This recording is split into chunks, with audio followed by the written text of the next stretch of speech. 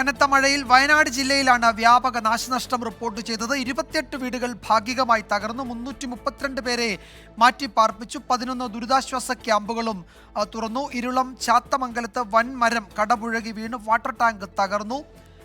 പാൽച്ചുരത്തിൽ നാളെ മുതൽ രാത്രി യാത്ര നിരോധിച്ചു. വയനാട് ജില്ലയിലെ വിദ്യാഭ്യാസ സ്ഥാപനങ്ങൾക്ക് നാളെ അവധി പ്രഖ്യാപിച്ചിട്ടുണ്ട്. സുർജിത്ത് അയ്യപ്പത്ത് വിവരങ്ങൾ നൽകും വയനാട്ടിൽ നിന്ന്. സുർജിത്ത്, പൊതുവെ മഴയുടെ ശക്തിക്ക് നേരിയ കുറവുണ്ടായിട്ടുണ്ട്, പക്ഷേ വയനാട്ടിൽ മഴ തുടരുകയാണ്. നാശനഷ്ടവും കുറച്ച് കടുത്തിട്ടുണ്ട്. എന്താണ് ഈ രാത്രി വൈകി അവിടെ നിന്നുള്ള വിവരങ്ങൾ?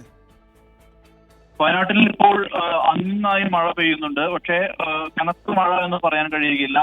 ഒരുപക്ഷെ രാത്രിയിൽ മഴ പെയ്തിരിക്കാനുള്ള സാധ്യതയുണ്ട്. റെഡ് അലർട്ട് ആണ് ഉള്ളത്. ശക്തമായ കാറ്റിനും സാധ്യതയുണ്ട് എന്നുള്ളതാണ് കാലാവസ്ഥാ നിരീക്ഷണ കേന്ദ്രത്തിന്റെ മുന്നറിയിപ്പ്. ഈ സാഹചര്യത്തിൽ അതീവ ജാഗ്രത പുലർത്തുന്നുണ്ട് ജില്ല. മാത്രമല്ല, ഈ ഉയർന്ന സ്ഥലങ്ങളിൽ താമസിക്കുന്ന ആളുകൾ, അതായത് മലയോര മേഖലയിലെല്ലാം തന്നെ താമസിക്കുന്ന ആളുകൾക്ക് നേരത്തെ തന്നെ ജാഗ്രതാ നിർദ്ദേശം നൽകിയിട്ടുണ്ട്.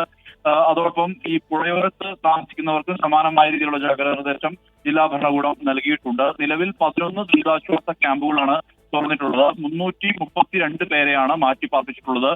28 വീടുകൾ ഇതുവരെ ഭാഗികമായി തകർന്നു എന്നുള്ളതാണ് ജില്ലാ ഭരണകൂടത്തിന്റെ കണക്കുകൾ. 25 ഏക്കറോളം കൃഷിനാശവും ജില്ലയിൽ സംഭവിച്ചിട്ടുണ്ട്. ഇന്ന് രാവിലെ ഉണ്ടായ ഒരു അസാധാരണ സംഭവം എന്ന് പറയുന്നത് പുലർച്ചെ ഉണ്ടായിട്ടുള്ള ഒരു മലവെള്ളപ്പാച്ചിലാണ്. അത് കൽപ്പറ്റ നഗരത്തിൽ തന്നെയാണ്.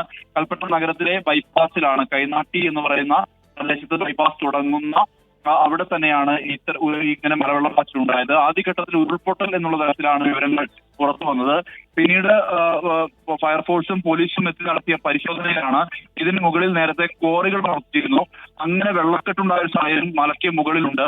മാത്രമല്ല, ഈ സ്ഥലങ്ങളിൽ ചെറിയ രീതിയിൽ വെള്ളക്കെട്ടുണ്ട്. ഒപ്പം തന്നെ ശക്തമായ മഴയുമായതോടുകൂടി ബണ്ട് തകർന്ന് താഴേക്ക് വെള്ളം കുതിച്ച് എത്തുകയായിരുന്നു. ഇതേ തുടർന്ന് റോഡിൽ പൂർണ്ണമായും ഗതാഗതം സ്തംഭിക്കുന്ന നിലയാണ് ഉണ്ടായത്. കാരണം വലിയ പാറകളും കല്ലുകളും എല്ലാം തന്നെ വന്ന് ചിതറുന്ന അവസ്ഥ ഉണ്ടായി.